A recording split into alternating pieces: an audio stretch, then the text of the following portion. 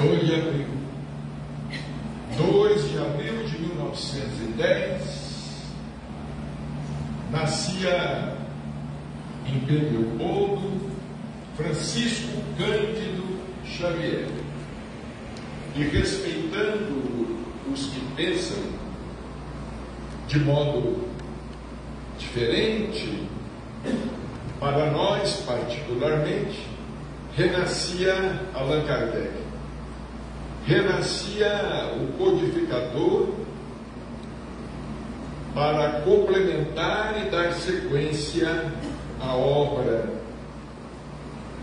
como o Espírito de verdade havia dito a ele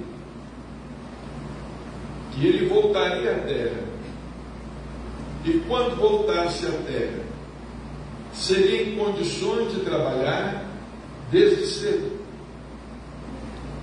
Porque Allan Kardec começou a estudar os fenômenos, ele já estava com quase 50 anos. Em 1854, em maio de 1854, já estava com quase 50 anos. Como nos falava Chico, Allan Kardec, para ter feito o que fez em apenas 15 anos, de 1854 a 1869, ele deve ter trabalhado muito, porque além do Pentateuco, Kardec fundou a Revista Espírita em 1858, no dia 1º de janeiro de 1858, que circulou durante 12 anos, ininterruptamente, até a sua desencarnação. Ele foi o fundador da revista, ele era o editor da revista, o expedidor da revista, o revisor da revista, ele era tudo da Revista Espírita. Kardec, de fato, fez do Espiritismo a obra de sua vida. Interessante observar certas coincidências que nos parecem coincidências. Kardec teria ressurgido como Chico Xavier no 3º dia, assim como Jesus no 3º dia também ressuscitou e se mostrou a Maria de Magdala inicialmente e depois aos apóstolos. Nos parecem coincidências. O corpo de Kardec ficou exposto à visitação pública 2 dias, 48 horas. O Chico pediu que o seu corpo ficasse exposto à visitação pública 2 dias, 48 horas. Ele desencarnou no dia 30 de junho de 2002 e o seu corpo foi sepultado depois de 2 dias. Não poderíamos deixar de prestar aqui a nossa homenagem nesta data tão importante, porque de fato Chico Xavier realizou um trabalho sem precedentes. Nós tivemos oportunidade de conviver com Chico Xavier Porque às vezes nós mesmos nos perguntávamos se de fato ele existia, se ele era de verdade, porque nunca vimos alguém com tanta lucidez, com tanta presença de espírito, com tanta bondade, com tanto amor. Nunca vimos alguém também tão bem-humorado, porque muitos ficam com a impressão de que Chico não era bem-humorado, como também fitando as fotos de Kardec, nós temos a impressão de que o codificador não pudesse ser bem-humorado. No entanto, é o próprio Leon Denis que nos diz, porque Leon Denis, quando conheceu Kardec, ele estava com aproximadamente 18 anos de idade. E Kardec estava em sua casa. E ele viu Kardec subir numa árvore. Será que nós já imaginamos Kardec subir numa árvore? Numa árvore frutífera que crescia no quintal e jogando algumas frutas para Dona Amélie Boudet. Este homem também era um homem extraordinário, mas era de bom tom na época que os que fossem retratados ou tivessem os seus retratos pintados não sorrissem. Era de bom tom que eles se mostrassem sérios. E é por esse motivo que nós ficamos com a impressão de que Kardec era incapaz de sorrir. Nós nos recordamos, e ele chegou no grupo espírita da prece andando com muita dificuldade, atendeu as pessoas, sempre muita gente. Depois ele se levantou para ir até a mesa de reuniões e foi se escorando na mesa, caminhando devagar,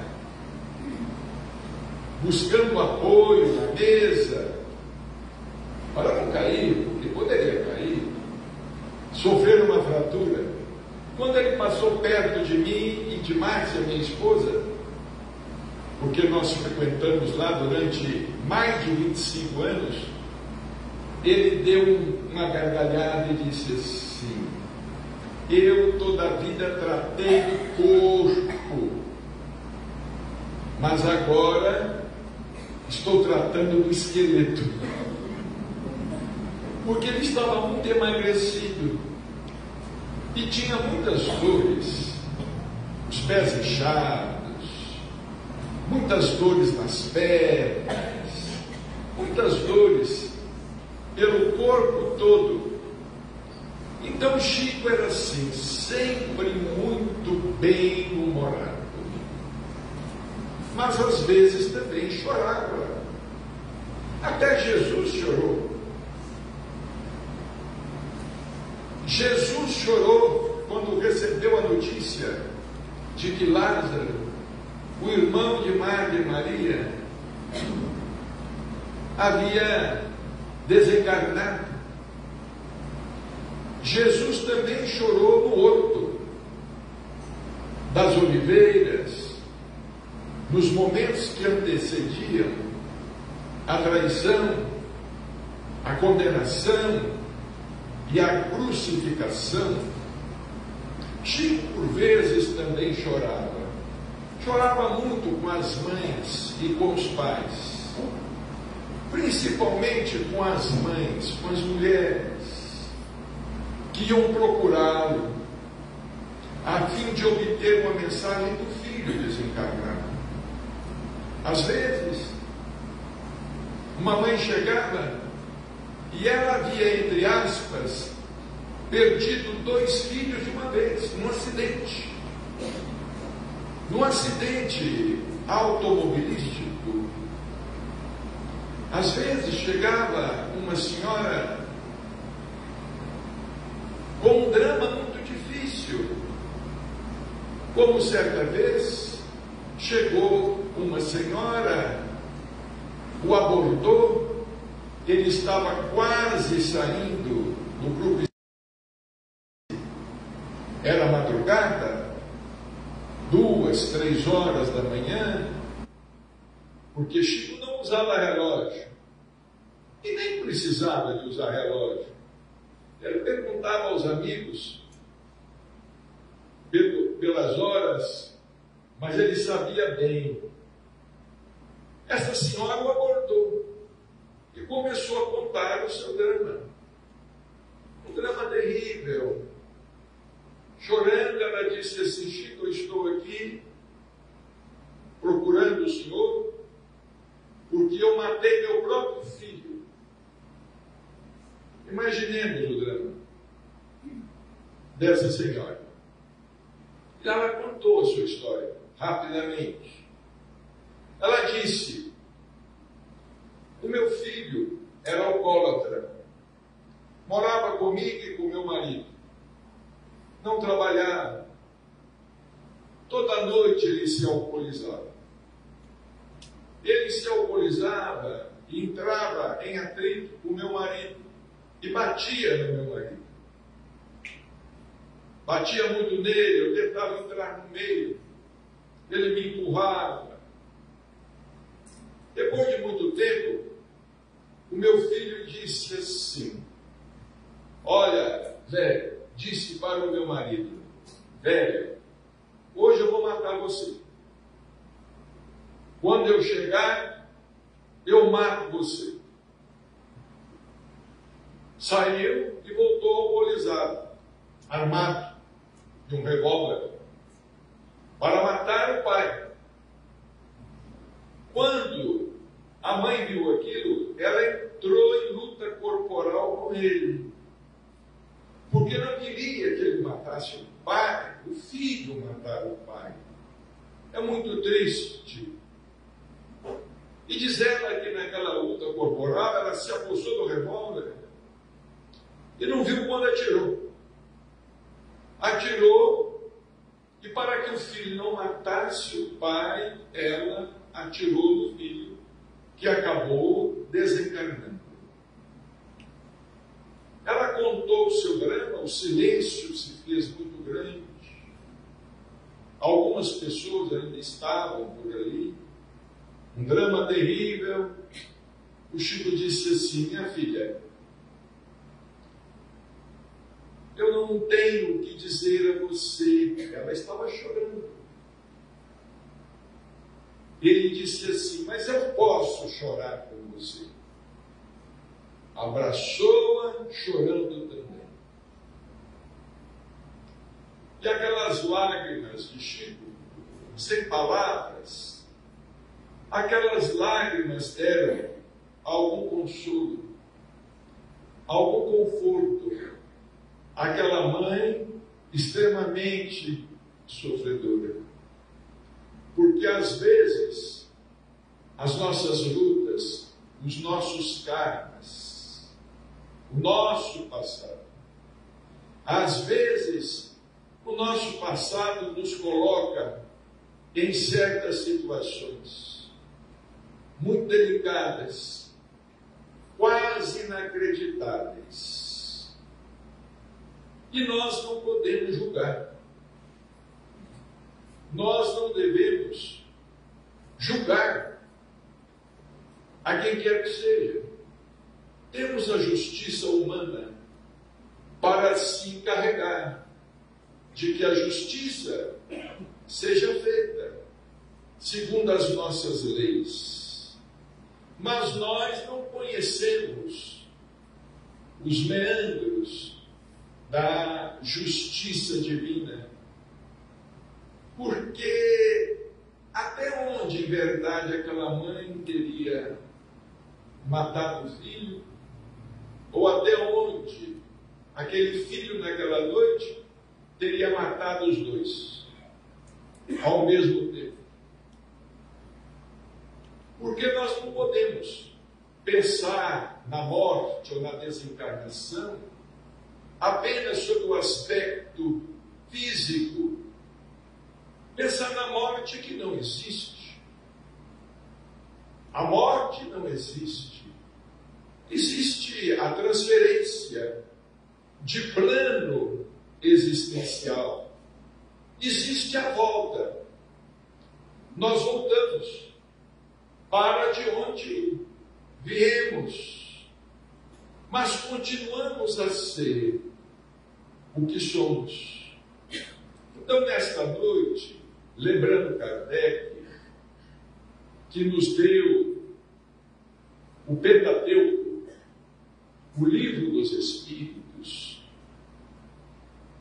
o livro dos médiuns, mas que pressentiu com a falange espiritual que o assistia, que nós também carecíamos de um Evangelho segundo o Espiritismo.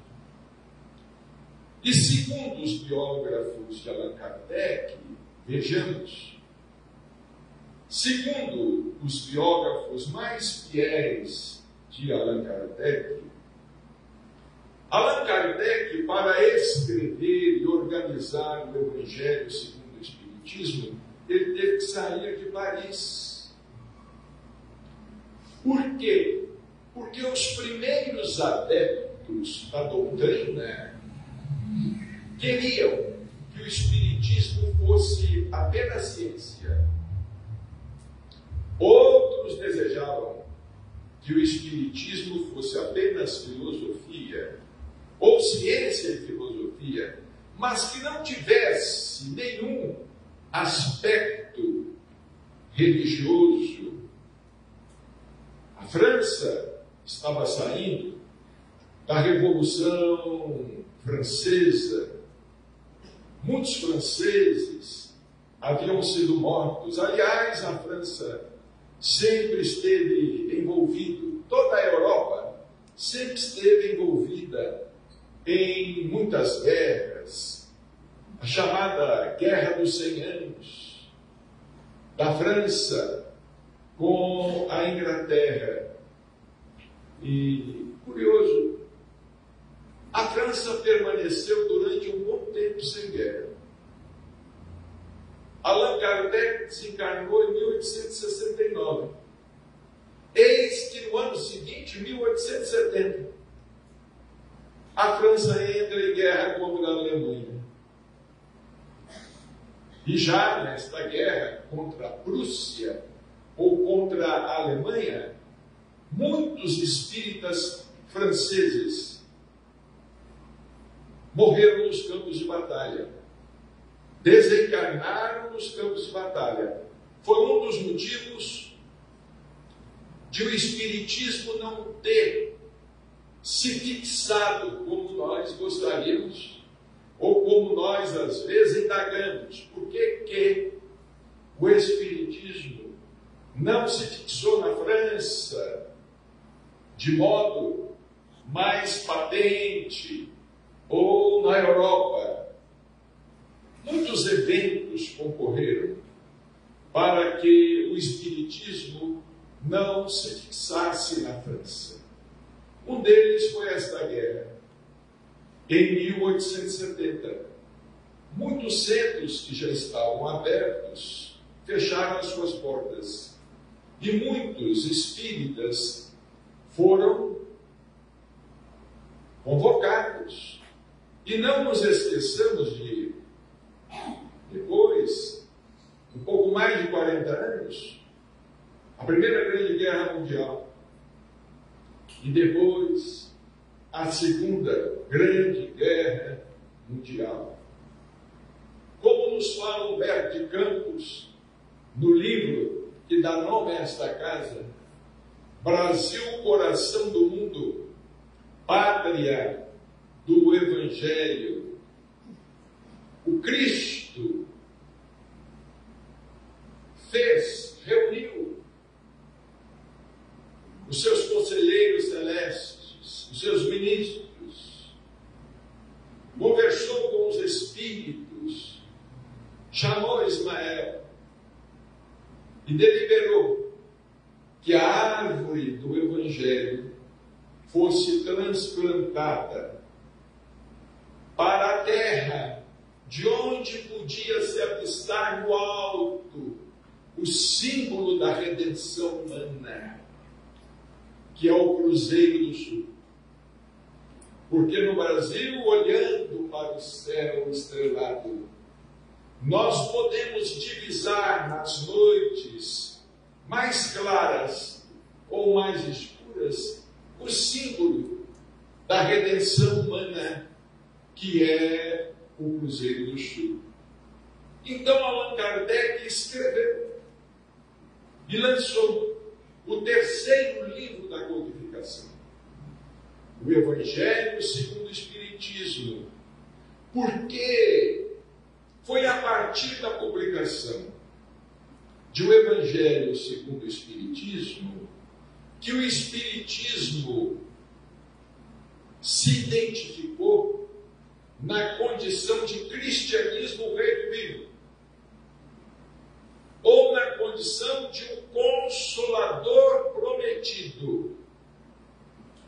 Porque, de fato, nós podemos nos consolar com o livro dos Espíritos, mas é um livro escrito principalmente em sua primeira edição, é um livro escrito dirigido mais à razão, mais à inteligência, porque a nossa fé é raciocinada, é fé aliada à razão.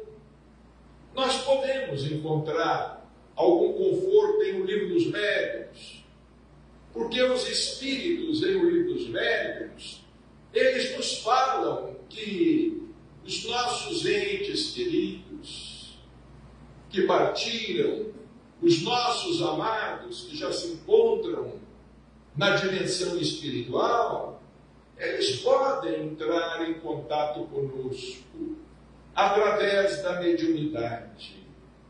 Embora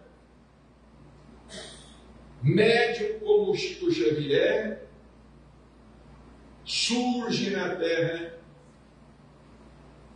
de séculos em séculos, mas temos sim outros medianeiros de boa vontade e que, quando desinteressados, podem servir de intérpretes, podem servir de intermediários entre os dois planos. Mas nenhum livro nos consola tanto. Nenhum livro fez pelo Espiritismo mais que o Evangelho segundo o Espiritismo. Nenhum livro. Porque o Evangelho segundo o Espiritismo é o coração da doutrina. O Evangelho segundo o Espiritismo, além de nos esclarecer, também nos consola. Porque Allan Kardec procurou se alicerçar inteiramente no Evangelho de Jesus, nos 4 Evangelhos, no Evangelho de Mateus, de Lucas, de Marcos, de João, procurando destacar apenas o aspecto moral e não abordando temas polêmicos, como ele próprio explica na introdução.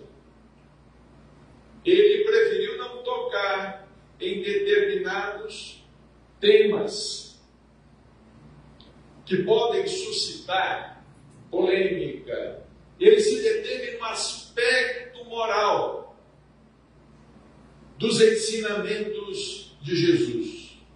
Evidentemente que depois ele publicaria o céu e o inferno, ou a justiça divina, segundo o Espiritismo. Chico sempre falava conosco a respeito da beleza do livro, o céu e o inferno. que infelizmente poucos de nós lemos, ou procuramos ler, ou temos a paciência de ler os estudos que são feitos por Allan Kardec e as comunicações dos espíritos na segunda parte. Porque Allan Kardec, na codificação do Espiritismo, ele não ouviu apenas os espíritos superiores.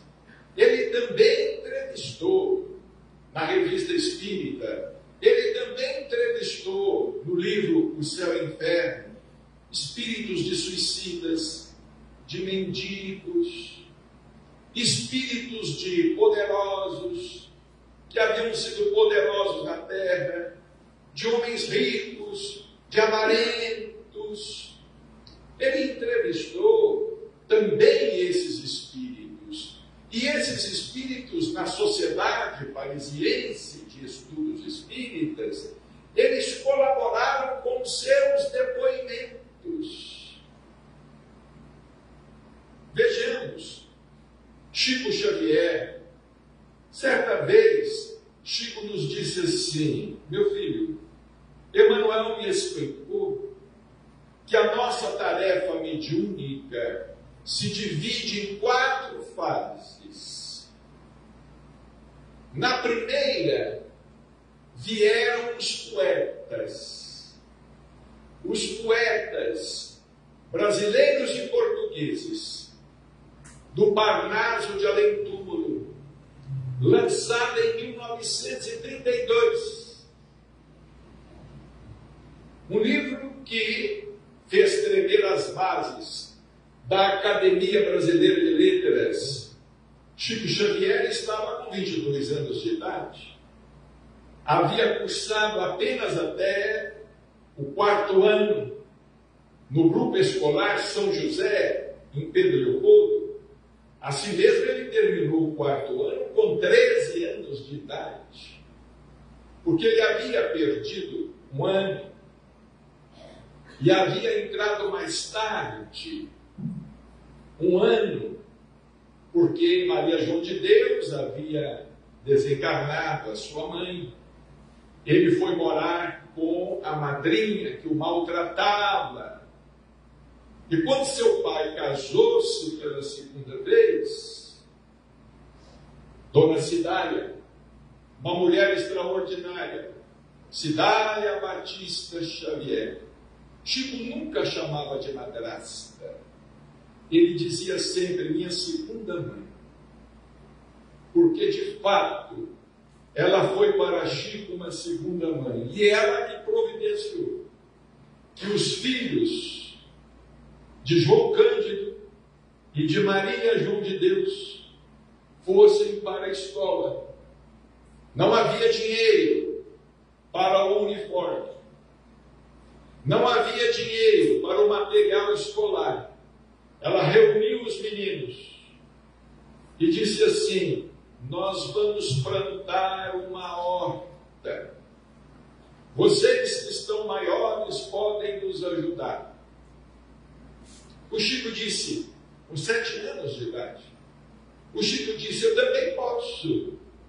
Ela disse, não, você é muito pequeno, mas eu posso sair vendendo o produto da horta. E com 7 anos de idade, Chico percorria descalço as ruas de Pedro Leopoldo, gritando, olha a couve, o alface, olha a cebolinha. Ele saía com uma cestinha do tamanho dele, certamente. E foi com esse dinheiro que eles puderam estudar. Mas essas lembranças extraordinárias de Chico Xavier, nesse esforço imenso, ele disse em seguida, depois dos poetas, eu o escuto como se estivesse falando hoje. Ele nos disse assim, Vocês se lembram daqueles coretos que antigamente existiam nas praças centrais das cidades, nos quais as pessoas subiam para cantar uma música, declamar um poema? Pois bem, os poetas do Parnaso de Além-Túmulo, é como se eles tivessem subido num coreto e recitassem aqueles poemas. E o povo foi se aglomerando. O povo foi se juntando. Depois da primeira fase dos poetas, vieram os literatos, os escritores, os prosadores. Por exemplo, um expoente, Humberto Campos, o nosso irmão Giz, que era membro da Academia Brasileira de Letras, considerado o maior escritor da época, o maior cronista da época. O Chico disse: vieram os literatos, vieram aqueles que estão no livro Vozes do Grande Além. Foram grandes literatos na terra. Depois que o povo estava reunido na praça, atraído pela curiosidade, disse-nos o Chico, começou a terceira fase. Aí chegaram os doutrinadores. Aí chegou Emanuel André Luiz. Aí chegou também Maria Dolores, Mimei. Vieram os doutrinadores, Albino Teixeira e tantos outros espíritos, mas com ênfase para o trabalho desenvolvido por Emanuel, que nós consideramos na condição de um quinto evangelista. Porque Emanuel, ele reescreveu, à luz da doutrina espírita, os evangelhos. O trabalho de Emanuel foi extraordinário. Emanuel recontou a história do cristianismo no livro Paulo e Estevão. No livro Paulo e Estevão, tendo como mote a vida de Paulo de Tarso, Emanuel fala sobre o cristianismo dos primeiros tempos, após a crucificação de Jesus, o trabalho dos apóstolos, a fundação da Casa do Caminho em Jerusalém. Emanuel fala sobre a conversão do Dr. Saulo de Tarso, as portas de Damasco, o trabalho dele junto aos gentios, de divulgação da Boa Nova, porque os 12 apóstolos eram judeus e eles se consideravam donos do Evangelho, entre aspas. Eles não aceitavam a ideia de que o Evangelho fosse levado aos estrangeiros. Mas Jesus buscou Saulo. Ele se converte. E Saulo, depois Paulo, possuía dupla cidadania. Ele era judeu e também era romano. Ele era judeu e também era gentio. Por isso ele foi escolhido. E ele começou a fundar as igrejas. Então vejamos a terceira fase. Aí Chico disse assim, e agora, quando ele nos contou, lá pelos idos de 80, e agora nós estamos na quarta fase. São os espíritos comuns do mundo espiritual que estão trazendo os seus depoimentos. Os filhos para os pais para os filhos, os netos para os avós para os netos, os cônjuges para os cônjuges, os amigos para os amigos. Então vejamos que houve uma planificação, houve um planejamento do mundo espiritual. Há coisas interessantíssimas na vida de Chico Xavier. Chico, certa vez, nos disse assim: não era bem para que eu nascesse em Pedro Leopoldo. O meu pai, antes de minha mãe ficar grávida, antes de meu pai casar-se com minha mãe, o meu pai andou por algumas cidades do estado de São Paulo, mas não se fixou. O meu pai andou pelas ruas de Ribeirão Preto, mas não se fixou. Vejamos que a espiritualidade parecia que estava querendo despistar os adversários invisíveis. E por fim, ele vai para Pedro Leopoldo, um povoado, na época com 8.000 habitantes e tanto, a 25 quilômetros de Belo Horizonte. Lá é que Chico Xavier, esse espírito iluminado, que foi Allan Kardec, que havia sido Platão, que havia sido também depois Jean Hus, o apóstolo da verdade, o apóstolo tcheco, e que teve várias outras existências, porque quando nós nos referimos a Allan Kardec, nós estamos nos referindo ao tempo dos druidas, antes de Jesus Cristo, antes de Jean Hus, antes de Platão. Platão, discípulo de Sócrates, viveu aproximadamente 400 anos antes de Cristo. É um espírito que veio se preparando para a missão que ele cumpriu entre nós. Tornou-se espírita e médium aos 17 anos de idade. Será em condições de começar a trabalhar desde cedo. Havia dito o Espírito da Verdade para Kardec: será em condições de começar a trabalhar desde cedo.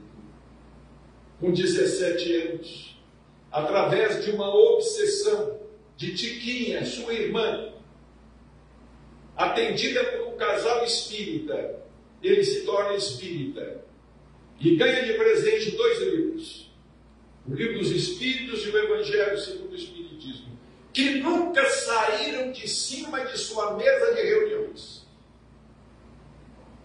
Nunca saíram de cima, claro, aqueles 2 exemplares foram se gastando e se perdendo e se deteriorando, mas simbolicamente esses 2 livros, o Livro dos Espíritos e o Evangelho segundo o Espiritismo, nunca saíram de cima da mesa de reuniões de Chico Xavier.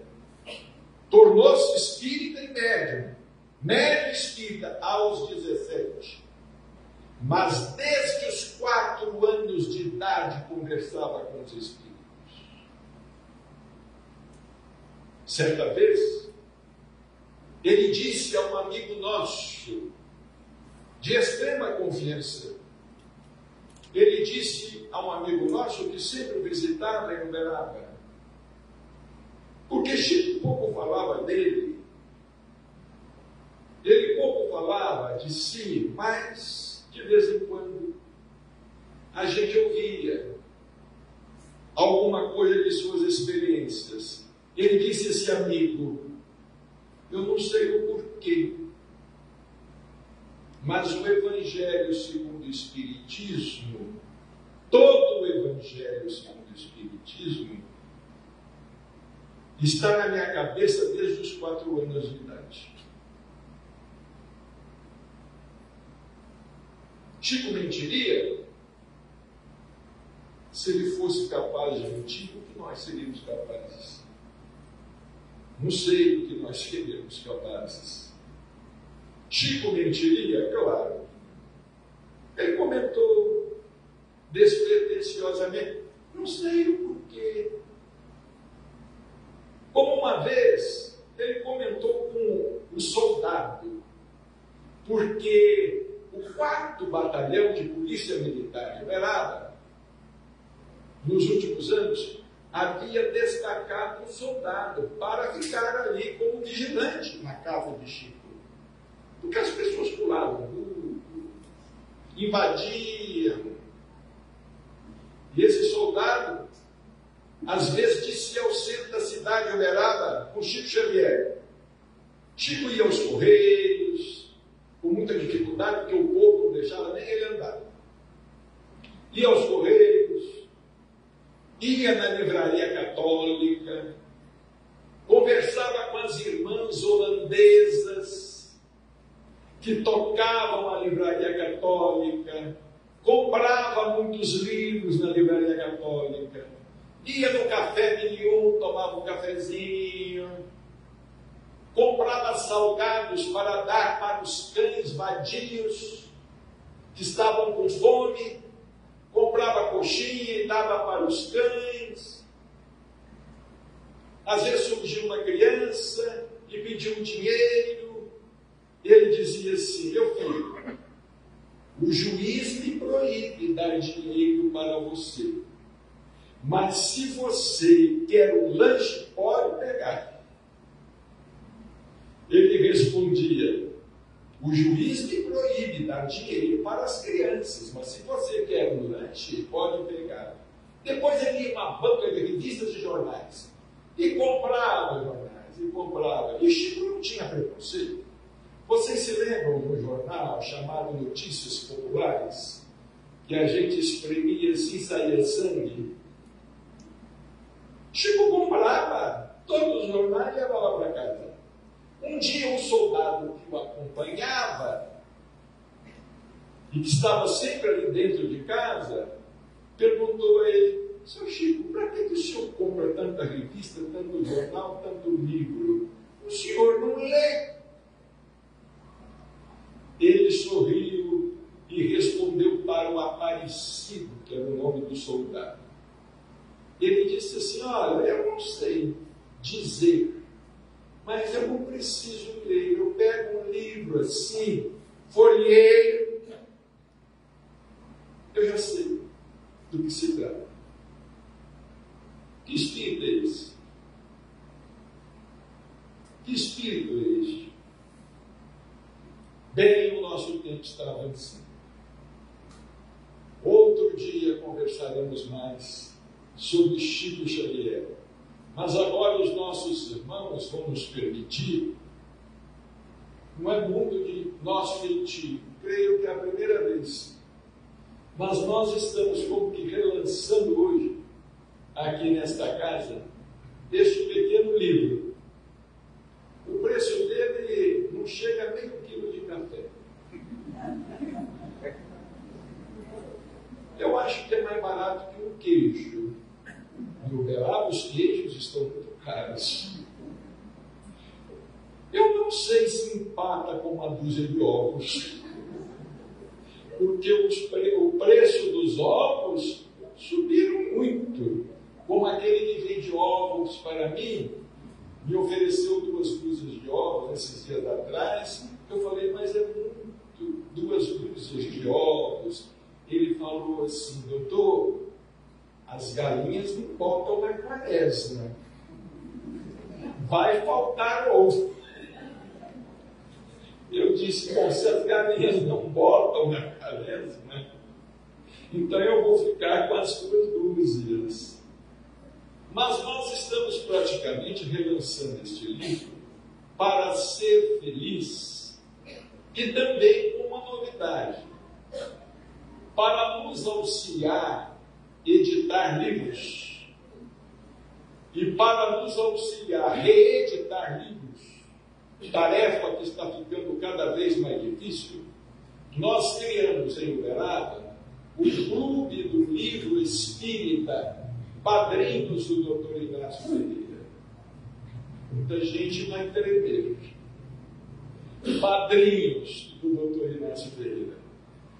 Aqueles que quiserem se associar através do panfleto, poderão pegar o panfleto ali. É um sócio colaborador.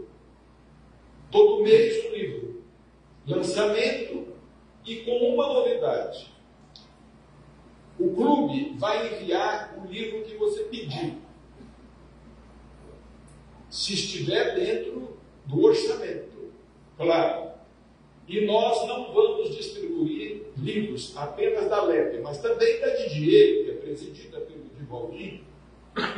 Nós temos lá 81 livros, agora 82, este ano ainda 83, mas iremos também, na medida do possível, distribuir livros da Lavra Mediúnica de Chico Xavier, principalmente aqueles que são menos lidos, mas que não são menos importantes.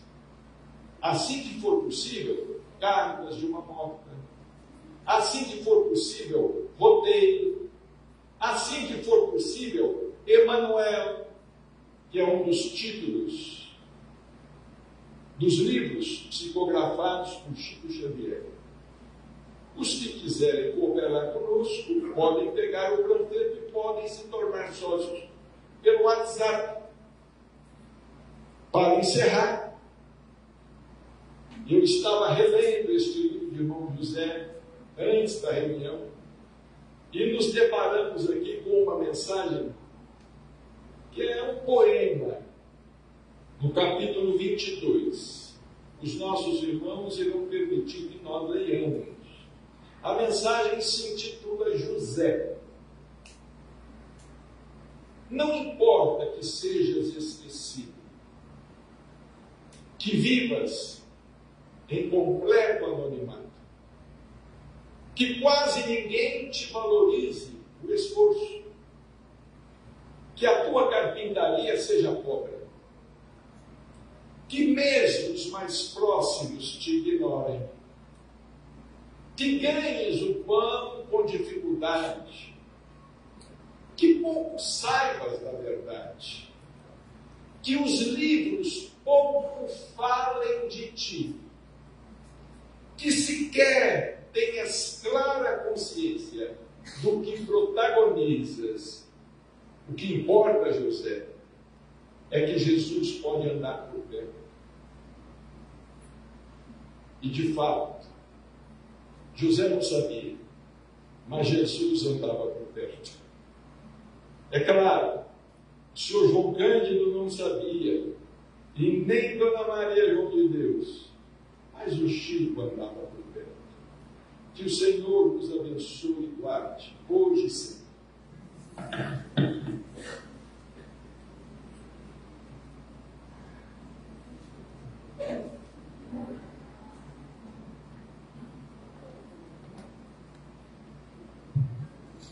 Como é bom ouvir histórias do Chico, né? Como é bom a gente saber que esse mineirinho, tão querido entre nós, foi admirado e está sendo admirado por todos. Nos trouxe as suas mensagens e hoje, revivida aqui pelo Marcelo, como é bom. Nossa gratidão, Marcelo, pela noite de hoje, nosso carinho, nosso muito obrigado. Gostaria de chamar, por favor, Divaldinho para que fizesse a prece de encerramento.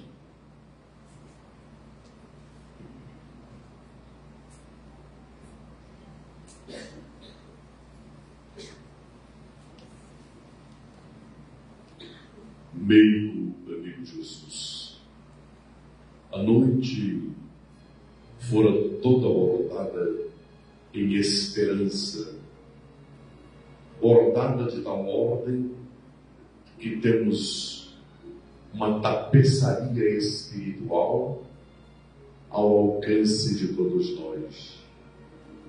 Poderíamos fazer vênia a Kardec, a a Chico Xavier, dizendo-lhe: Senhor Jesus, a noite deixou-nos um tanto quanto emotivos. Recordávamos de Allan Kardec, de Chico Xavier, que trouxeram para nós o ideal de um mundo melhor que todos nós anelamos. Cantou em nossas almas um trabalho gigantesco que cada um de nós o vem fazendo através dos servos que perpassam por nós. Marcas indeléveis tomam conta de cada um de nós. Recordações dos refolhos da consciência brotam em nossas almas. O momento em que curvamos-nos diante do codificador Allan Kardec, que possibilitou-nos o Consolador prometido por nosso Senhor Jesus Cristo, em uma renúncia gigantesca, na azáfama de todos os dias com os quais teve de passar. Observamos com alegria o discorrer da mensagem hora da noite, e quando Chico Xavier, das estrelas desce à terra, iluminando a alma de todos nós, corroborando no processo da evolução, desenvolve a doutrina dos Espíritos, faz um trabalho gigantesco de ascensão à vida imortal. E nós, Senhor, nós dentro da nossa pequenez, o que estamos fazendo para colocar-nos não mais debaixo do alqueire, mas trazê-la para o velador, à luz da doutrina espírita, cujo médium extraordinário Chico Xavier, que marca uma data histórica no calendário humano, nós deveríamos estudar mais, trabalharmos mais, modificarmos mais, entendendo que nos meandros da vida Ele colaborou, corrobora conosco, dá-nos as mãos, desenvolve o caminho seguro, não mais na obscuridade, mas um caminho iluminado de bênçãos. E nessa noite, Senhor, sob os auspícios das estrelas do seu amor, vem ter conosco um tanto mais.